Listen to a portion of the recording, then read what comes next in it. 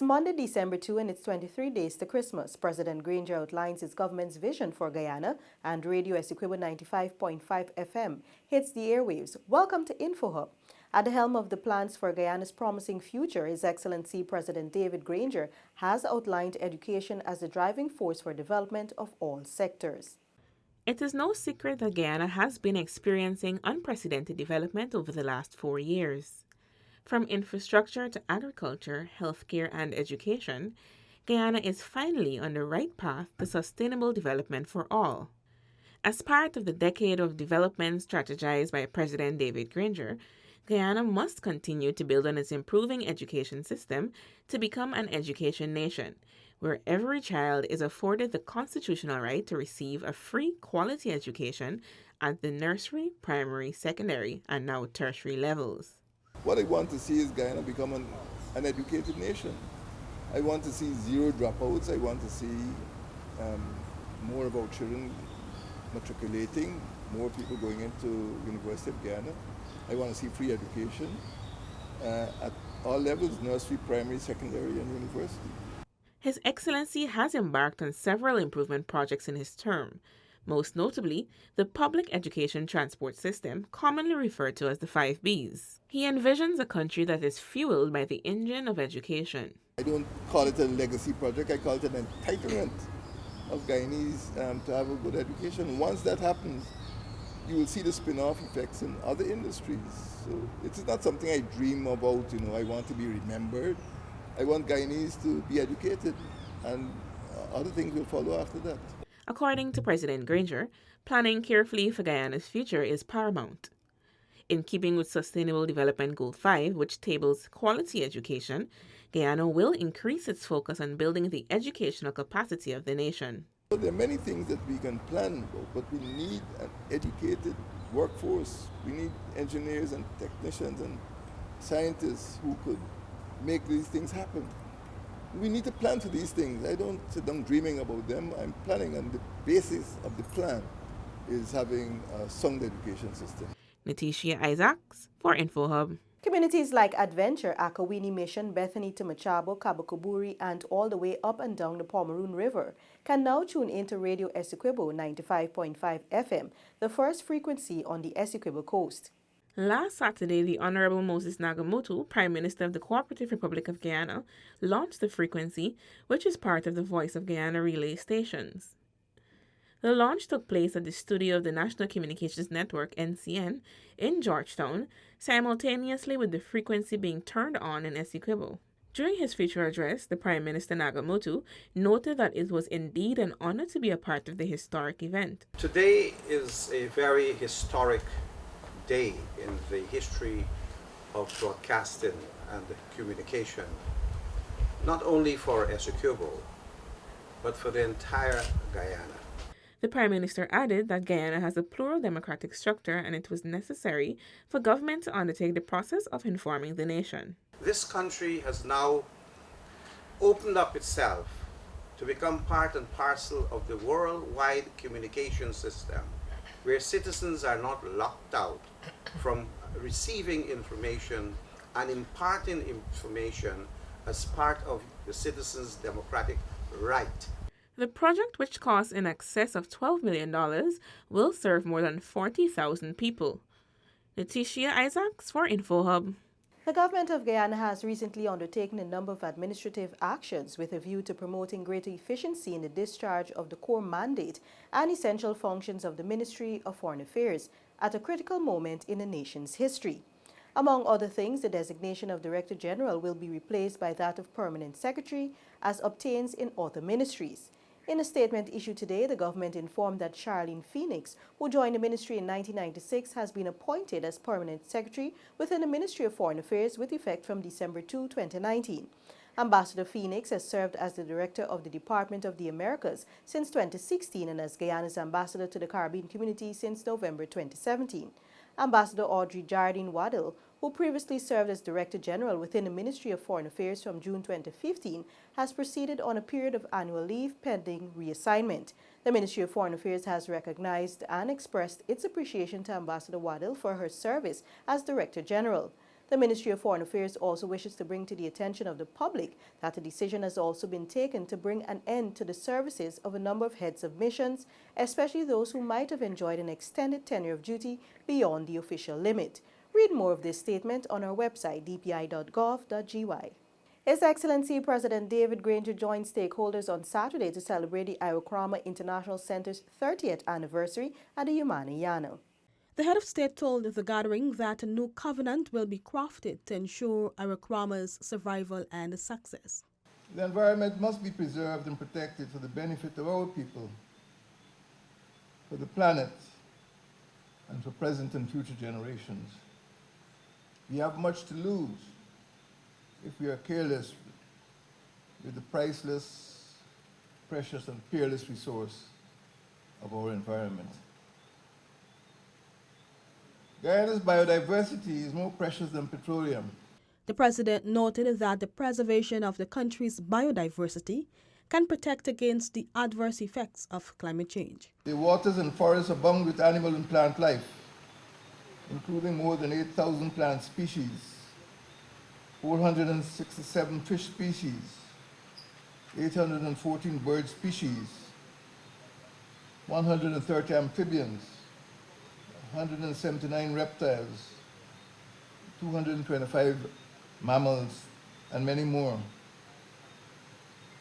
Guyana, as you can see from the map, is at the center of the Guyana Shield, one of the world's last remaining tracts of pristine rainforest, spread over 2.7 million square kilometers.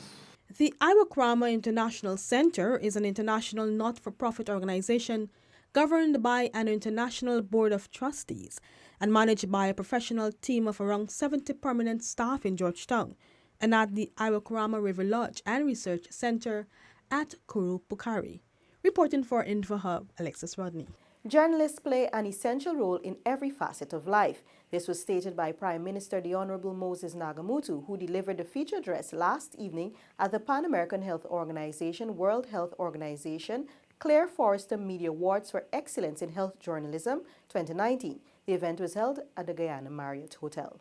Prime Minister Nagamutu lauded the contributions of journalists and expressed his support for their continued dedication to the media in Guyana. He noted that the journalists play an important role in every facet of life. I'd like to congratulate all journalists for their achievements, and I salute you for your passion and dedication in promoting greater awareness in Guyana through health journalism. Last year, same date, same place, same time, I also thank the Pan American Health Organization and the World Health Organization, PAHO, WHO, for reviving, since 2014, the annual Media Award, and I do so again tonight. Journalists themselves who cover the health sector possess special attributes and motivation. It is not easy for them to reveal the facts without sensationalizing the topic.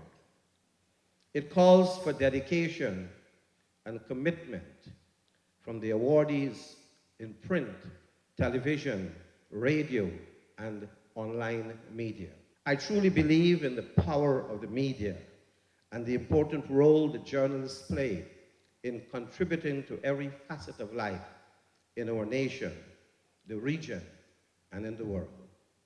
Meanwhile, the Honorable Valda Lawrence, Minister of Public Health, relayed that they were elated by the commitment of PAHO WHO and the journalists to bring awareness to many trending health topics, some of which are very stigmatized.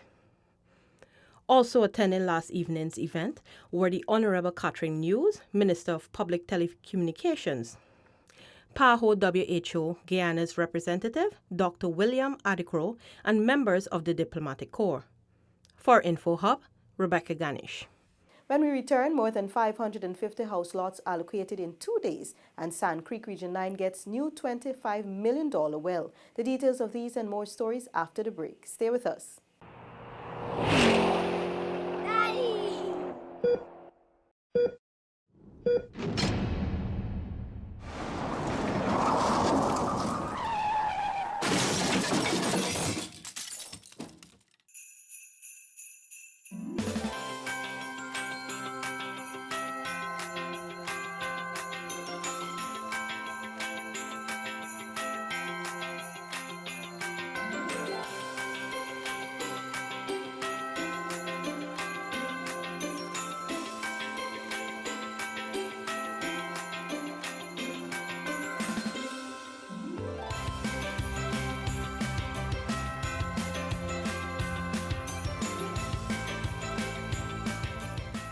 Welcome back. In just 2 days, over 550 house lots were allocated to residents of Regions 5 and 6 by the Central Housing and Planning Authority. It means I'm going to be moving on to a better life from where I'm living. If I'm renting, whatever the case might be, I'll be moving on now. That was Arvind Prasad of Region 5, who had just received a plot of land in the experiment area after a 7-year wait. He was one of hundreds who will soon be able to have their own home. Similar sentiments were echoed by Renita Griffith of Region 6, who said she currently resides with her mother and is elated that very soon she would be able to own her own home. The feeling is unexplainable. I'm lost for words. I'm really excited and I'm happy and I'm so excited because this is something I've always wanted for a really long time and I finally got it. Minister within the Ministry of Communities with responsibility for housing, the Honourable Annette Ferguson, noted that the aim of the exercise was to address the backlog of house lot applications. We were able to put smile on faces of persons in both regions number 5 and 6. The intention was to ensure that persons who had applied from 2010 and prior received their lots first. However, due to the overwhelming response and the availability of land in both regions, persons with more recent applications capitalized on the opportunity to have their applications processed and receive their house lots. What we found is that persons turned up with, 2011, 2012, 2013, and more so recent applications. So with the reserve that we had, we were able to service those people. Shaquille Bourne, Foreign for Hub. For the first time in its history, the village of Sand Creek, Region 9 is now able to enjoy potable water. The $25 million well was commissioned over the weekend. The 25,272-feet facility will supply quality water to more than 1,000 residents, who for the first time will also be able to access potable water in their homes. Minister of Communities, the Honourable Ronald Bulkin, and Minister of Indigenous Peoples Affairs, the Honourable Sidney Alicock, joined the villagers and the Guyana Water Incorporated in celebration on Saturday. I would like to say to you, people of Sand Creek, that this is an opportunity. You should not allow it to go idly by. You have the opportunity to have this water system give you your daily needs.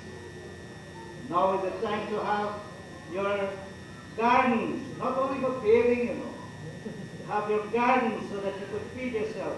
GWI's Managing Director, Dr. Richard Van West Charles, said the company took counsel from President David Granger about the good life for all citizens. Last December, the entity established the Department of Hinterland Affairs. This well can supply probably 3 or 4 sand creeks. And so we've been going all around. And the important part of it, it is run by the photovoltaic system. But we've got the trestles. And many of the facilities have the storage that would permit you to have 24/7. Region 9 Chairman Brian Alicock said he is happy with the development in the region under the coalition government. Reporting for InfoHub, Alexis Rodney. That's all for today. Connect with us on WhatsApp, Facebook, and YouTube. Much more news is on our website, dpi.gov.gy, and pop over to Instagram for the latest photo updates at DPI Guyana. Your bridge and weather reports are up next. Goodbye for now.